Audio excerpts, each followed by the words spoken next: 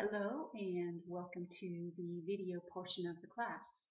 Today I'd like to talk with you about the use of technology specifically to address writing skill development, something that now is the responsibility of every teacher regardless of grade level and regardless of subject area.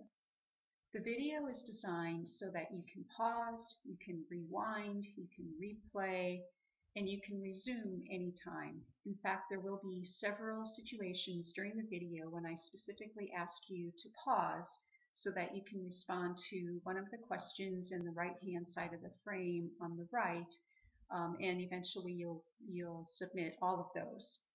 You will need to complete this part of the activity in one sitting since you can't submit just some of the responses to the questions without submitting all of them. So if you don't feel like you have enough time right now to complete the entire activity, you might want to stop and start again at another time. After you submit responses to questions, you will receive an email message that will contain the last part of the writing assignment for this week's activities. And that document will get sent to whatever email address you type into the form to the right. Research has documented several interesting findings with regard to the use of word processors. When given the option, writers will choose to use a word processor over writing documents by hand. This finding goes back over 15 years when the number of computers in schools and homes was far below what is out there right now. But even today, writers feel that writing by hand is cumbersome and so will make this choice. Writers also feel that their documents look more professional when they use a word processor, giving them a feeling that the quality of the document is also better as a result. In terms of document length, research indicates writers produce longer documents when they have the opportunity to write using a word processor than if they write by hand. While there is not necessarily a significant positive relationship between document length and document quality, when developing writing skills, the more students are willing to write, the better. So at this point, I would like for you to pause the video, and what you're going to do is over in the area labeled question 1, I would like you to type in what you think is the average number of words per minute a person can write by hand. I don't want you to look anything up. I want you to type in the first number that comes to mind. So you'll go ahead and pause, and then after you type in your response, go ahead and hit the play button again to resume. On average, people write about 15 to 20 words per minute by hand. So in order for the use of the word processor to be worthwhile, their typing rate needs to be at least that fast. Otherwise, while people are typing, they only think about trying to find the keys and thinking about spelling as opposed to the writing process in general. This brings up questions about keyboarding skills. In the Common Core English Language Arts writing standards, language specifies that by 4th grade, students should be able to type a full page at one sitting, 2 pages by grade 5, and 3 pages by grade 6. That's about 750 words for a 6th grader, far more than past expectations. Research suggests that a person can learn to type at a rate of 20 words per minute with practice 3 days a week for 20 minutes at a time for 6 weeks. If the practice is not as frequent as that, then the duration will need to be longer to acquire that speed. At what grade do you think it is appropriate to teach keyboarding skills to students? Pause the video and choose the response to the question over on the right.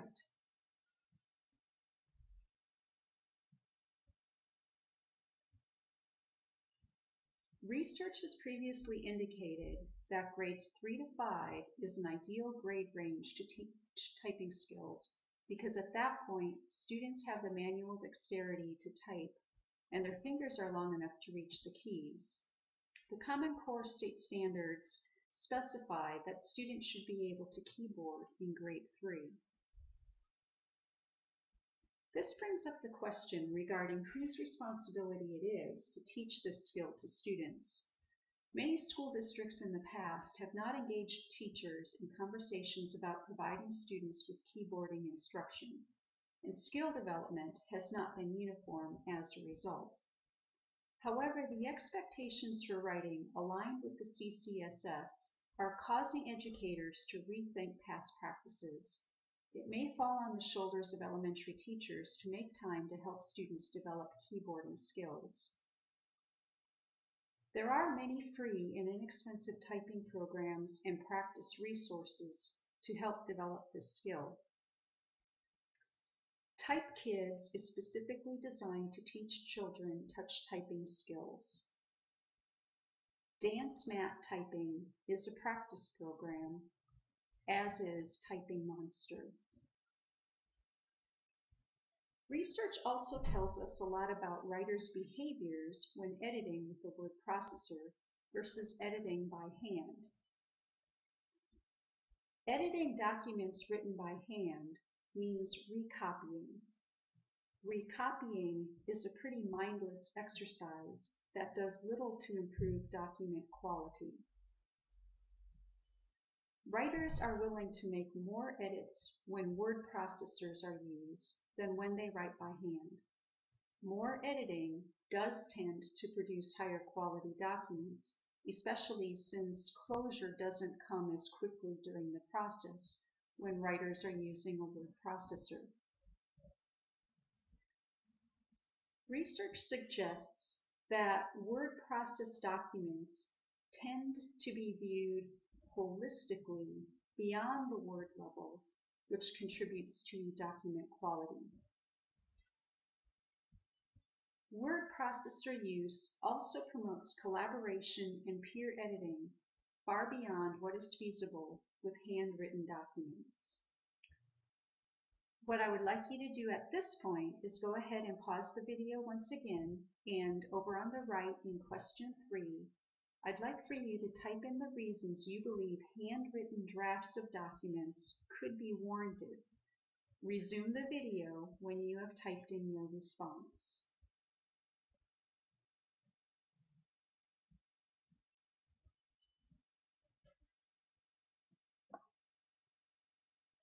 There are several reasons why handwritten drafts may still be viable.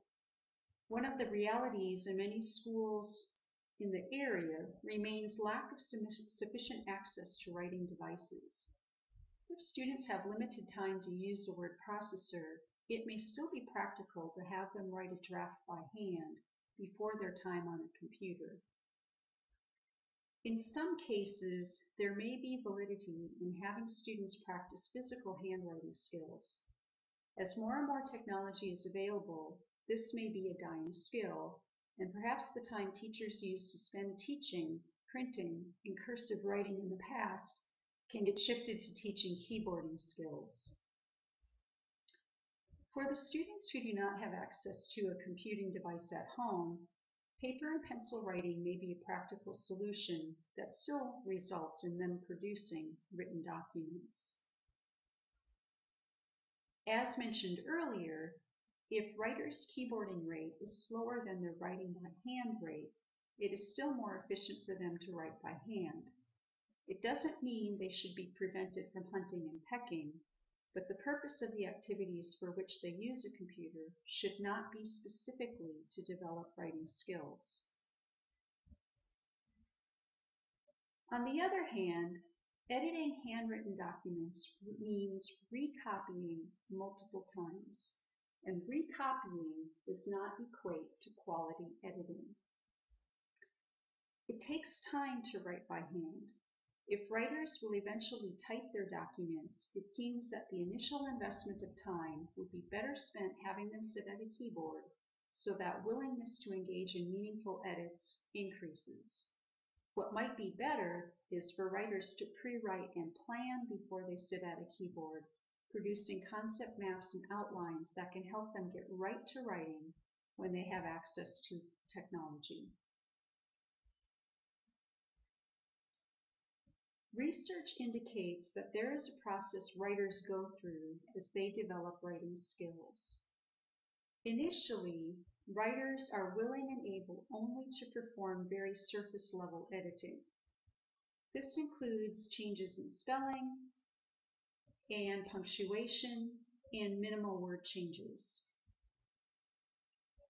As writers become more skilled, they are willing to engage in editing that changes meaning and content. They must have instruction and practice in order for this skill to be developed. Eventually, writers are able to understand how to shift from just what it is they're writing to consideration of the audience that they're producing the document for. What we know is that it's not the word processor itself that impacts writing skills. If we expect students to use the tool to become better at writing, then teachers need to provide them with specific opportunities to develop writing skills. We can't expect students to be good at it just because we make them do it enough. The rigor of the Common Core state standards, especially with regard to writing, is forcing schools to rethink how students are taught to write. It is no longer something that middle and high school English teachers alone have the responsibility to address, a clear reality when examining how much writing is required in the first SBAC tests that students take in grade 3.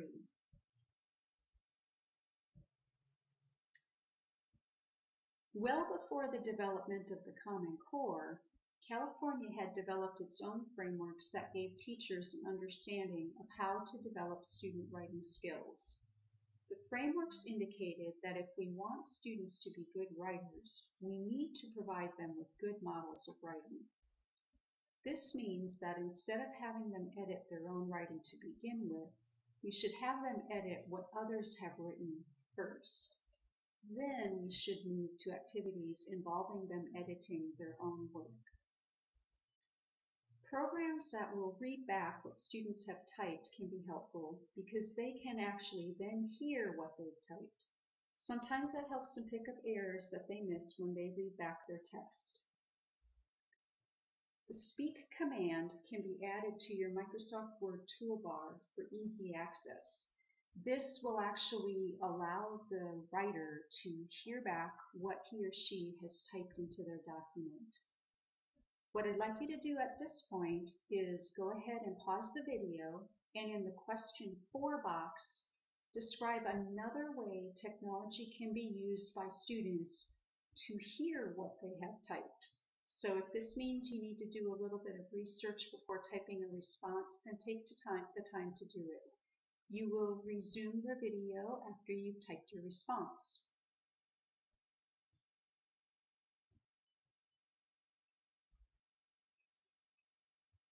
Seeing good models can involve displaying examples of both literary and informational text and discussing layout, word choice, how meaning is conveyed through the language used, and more.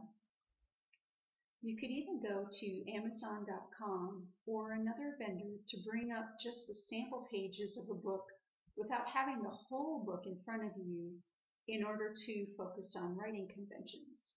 For example, if I go to Amazon right now and take a look at the book Alexander Who's Not, I can click Look Inside and I can actually page through the first few pages of the text.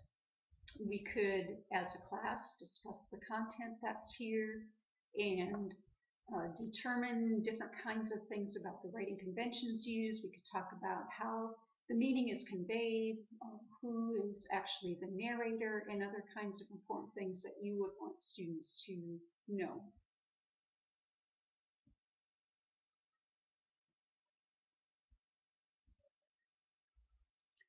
If we were focusing on informational text, we could do something similar, In this case, by getting a book about honeybees that would be appropriate in this case for young children, and we can do the same kinds of things. So here the text is at an easier level in some regard than in the first book, although because it's informational text, it might have a lot of words in it that would make it difficult for students to understand. In this case, the word colony, colonies, hollow, hive. These are words that are not on the frequently used word lists. Students need to be given opportunities to use the word processor to edit documents. That means, in many cases, you will want to create a document that they will manipulate. There are many ways to deploy such documents that will ensure your original doesn't get changed. If you use Google Documents, you can send copies of your documents to students' Google folders so your original remains untouched. You can also make your documents read-only or locked, forcing students to give the document a new name. You can actually make your documents read-only by finding the document on your hard drive. You can right-click it if you are on a Windows machine, go to Properties, and click on Read Only and OK, and that will actually change the document.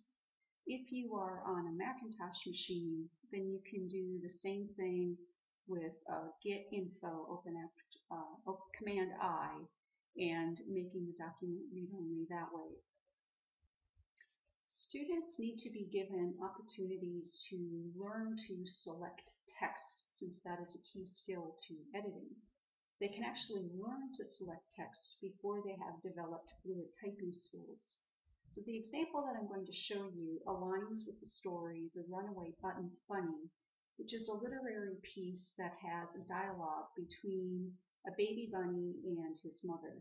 In the story, the bunny tells the mother what he will turn into in an attempt to run away from her, and then the mother responds each time to what she will do to basically counter whatever the young bunny does.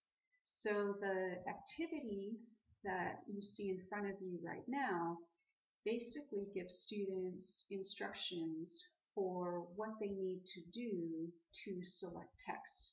So they're supposed to highlight the underlined area, and then they type a word in. So, Mommy, I'm going to become a bug, said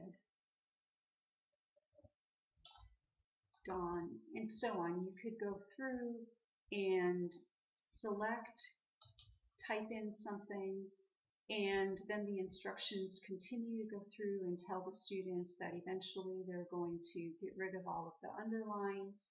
So it teaches them to select text, double-click, and develop early writing skills.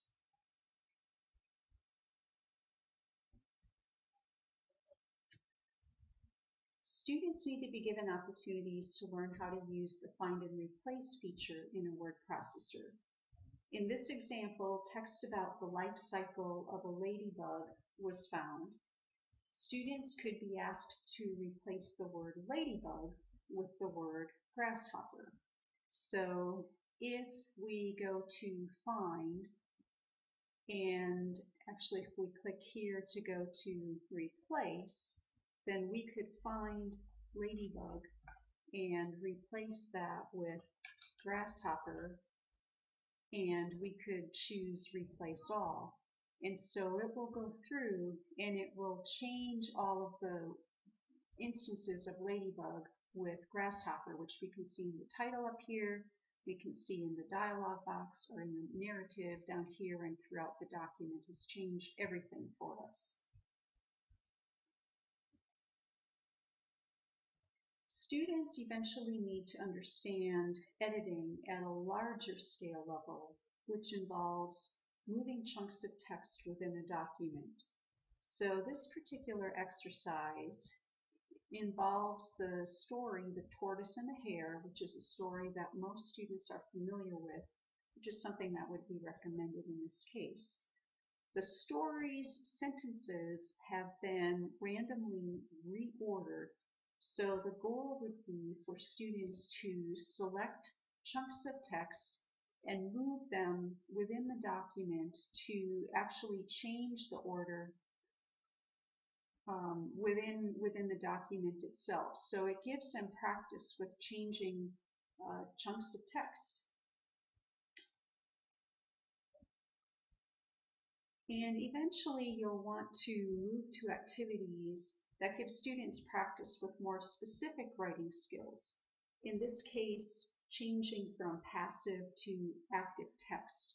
So the text in this document comes from the book The Door in the Wall, and students could be asked initially to copy and paste the passage so that they can see what they start with and they can see then what they end with.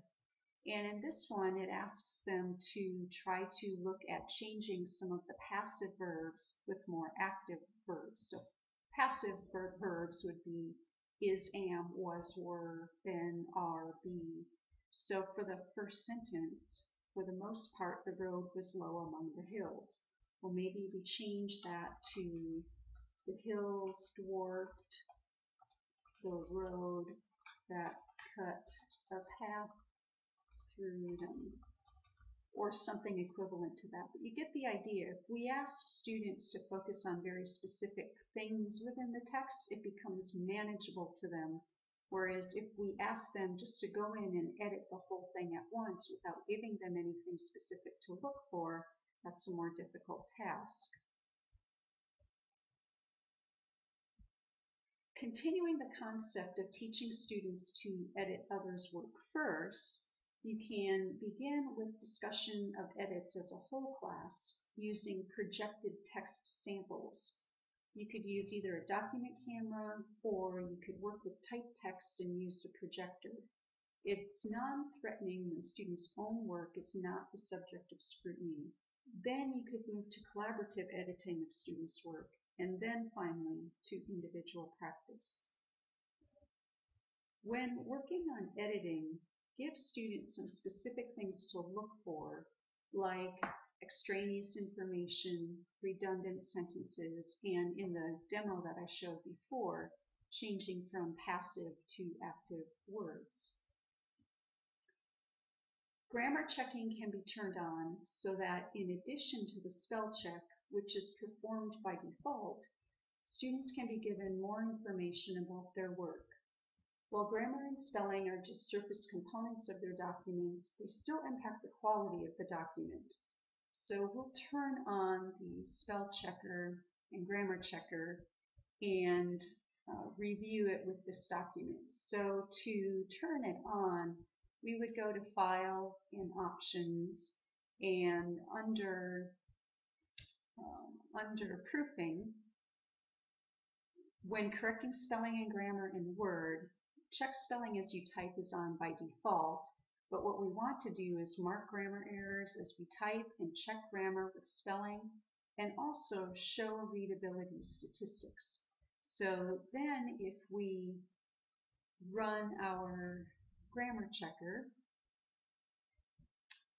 it comes up with a summary of readability statistics that tells us about the number of words, characters, paragraphs, sentences, average sentences per paragraph, average words per paragraph, and so on.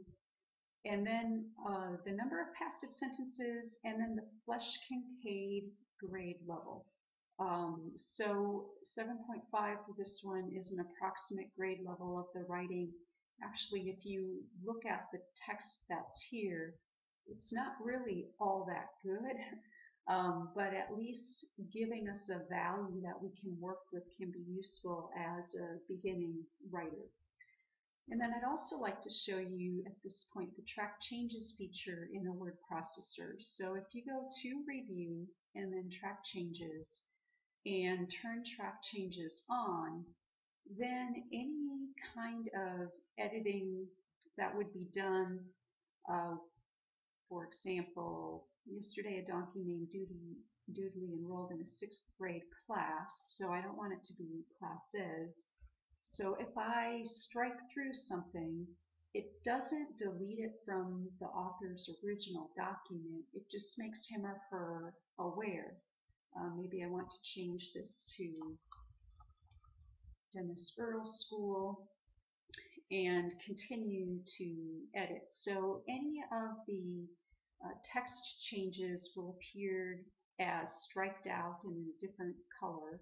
And then also, maybe I want to select this sentence, and because it's a single sentence, and I can click on New Comment, and I can say this is a run-on.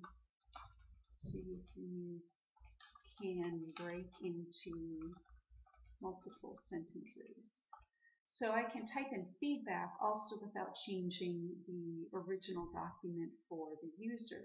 So if I saved this document and emailed it back to the original author, then he would get it, he or she would get it and see my comments and would have an opportunity to go through and either accept or reject each of the items individually.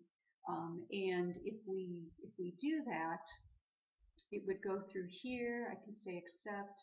I can accept this one. Maybe I reject that. But it doesn't do anything with the comments. As the author, I would need to read the comment and then decide what I wanted to do with that and go into the document myself and make changes.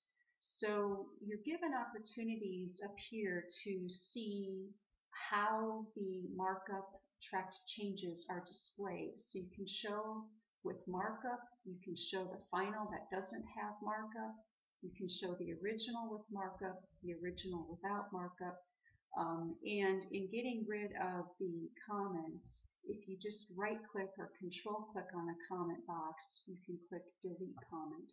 So it's a really good tool for helping students to understand what they might need to take a closer look at in terms of editing their work.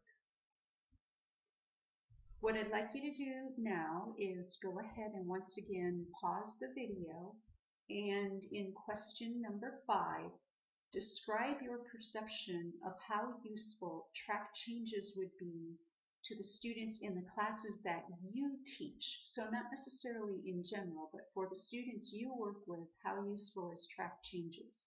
So after you respond to the question, you can go ahead and resume the video.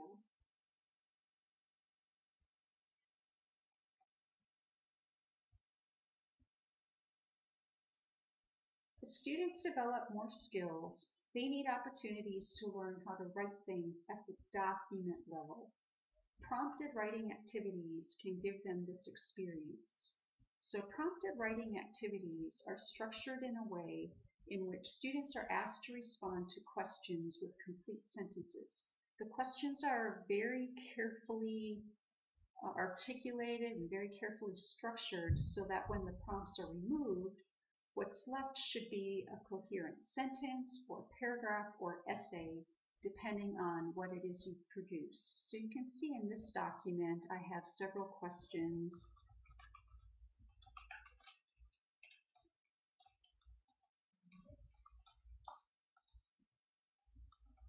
And so if students typed in responses to all of these questions, and if they are typed in complete sentences, then what they would eventually do is get rid of all of the prompts, and then also get rid of the blank spaces between everything, and what they would be left with would be a coherent paragraph. And sometimes they need to have that help. Sometimes they don't understand what the structure should be within a sentence or within a paragraph or within an essay. So the prompts can give them a little bit of help until they understand things at a more holistic level. One thing to be aware of as students start engaging in more writing is that sometimes they tend to focus too much on correct spelling, and maybe that's even something you do as well. And focusing too much on spelling can actually impede just getting content down in draft form. So you might consider asking students to turn off the monitor or cover the device if they can't turn it off, And at least when they are initially drafting the document, they can get the text entered without worrying at all about editing. Just getting it down on paper, or in this case in a word processor, is the most important thing. They can always go back and edit later, which is quicker to do, and it prevents them from losing their train of thought, which can happen if they perform surface level edits while they're actually typing. Especially since Microsoft Word and other word processors have an autocorrect feature, it means that while they're typing, if they type a mistake, a lot of times by the time they turn the monitor on or uncover their device so they can see it, a lot of those errors are gone anyway. Aside from traditional word processors, there are lots of web-based writing resources that you can use with students. Webspiration, Text-to-Mind Map, Linoit, and other resources can be used in planning written documents. Many of these resources can be created collaboratively, so if you have limited access to word processors, this is something that students can take advantage of at home, prepare them, help them use time more efficiently. Blogs are websites that have a single author, but multiple people can comment on the content. So those who comment can't change the content on the site, but it means that students would be producing work for an actual audience. People would be able to read what they write, and so it may motivate them more to produce a higher quality document than if they didn't have an audience built in. Wikis are like blogs in that they allow a writer to produce text, images, video, sounds, but the difference is that a blog typically has just a single author, and a wiki is really a web page that can be developed by multiple authors. In both cases, people can post comments, which again doesn't change the content of the page itself, but it would provide an audience for work that students create. readwritethink.org is a website that has all kinds of interactive resources that are geared for writers at different grade ranges. So you might want to just take a look and see what's there to see if they have some resources that might assist your burgeoning writers. During our week 7 of class, you examined lists of several Web 2.0 resources. Many of the resources on the lists are tools that can be used by students specifically to develop their writing skills, so I hope you'll check out some of those. There are several ways to check the overall readability level of written text. The most obvious is by running the spelling and grammar checker in Microsoft Word, which I just showed you how to do, and that generates a Flesch-Kincaid level to kind of gauge the overall quality, although because that is sort of formulaic in terms of the way it's calculated, doesn't necessarily that the value is always associated with a quality document. But if students can at least see the numbers, then when they're editing their work, it's something tangible that they can try to adjust as they make changes to their documents. Wordle is a word cloud generator which can be used in ways to determine what words appear most frequently in documents. And in doing that, you can kind of see if there's an overemphasis on certain words, and it just gives the writer kind of a holistic understanding of the content of what's there.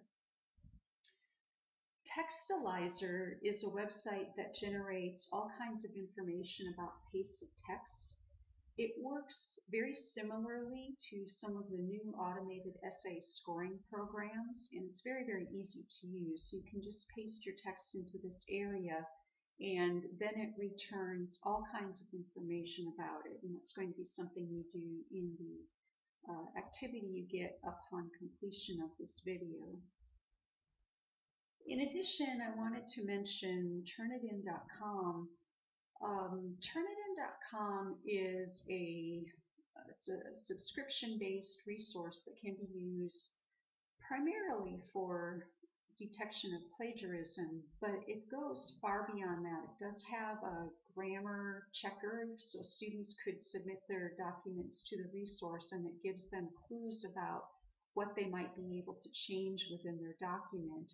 And also, I think in terms of just viewing it as a punitive kind of resource, it can be viewed very constructively if students are given the opportunity to view the reports that Turnitin.com generates, and they can see what sections of their text might need to be paraphrased a little bit better.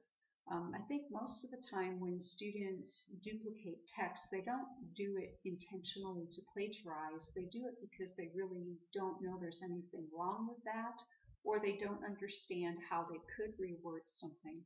So making them aware of sections of the document that they need to work on a little bit more, I think, can be a really valuable exercise in terms of their overall writing skill development. Media use and technology skills are integrated throughout the Common Core English Language Arts standards. It certainly includes online research, combining digital research with offline information, and understanding content conveyed in digital materials. This particular point is demonstrated as students use information from text and digital resources to support their responses, which is also a task that emerges very prevalently in the SBAC assessment. In the assessment, students are asked to read text, they're asked to view images, listen to podcasts, watch videos, and then after they watch the media, they have to respond to questions about what they just saw or what they just heard using content from that actual resource. The standards also mention strategic use of various digital tools. There are lots of resources that contain very rich digital materials. Various digital media sites can be used to ask students questions similar to those that they're asked on the SBAC assessments, requiring that they cite specific evidence from the resource. As with writing in general, we can't expect that students can respond to the questions on the assessments unless we give them repeated practice in all content areas throughout their school years. And while I'm not suggesting that we do activities just to prepare students for a test or just to teach to the test, but what the Common Core standards suggest is that these are skills that are valued and important for students to have, not just to be tested on. So we have to give them opportunities to practice, multiple opportunities to practice throughout the year. In question 6, which is your last question for this activity, I'd like you to type a response that indicates one thing that you learned from watching this video about teaching writing. After you type your response, you can actually submit the entire form, and then once you submit the form, check the email address that you typed at the top of the form for a document which will prompt you to complete the last portion of the activities for the week. So hope you enjoyed what you listened to.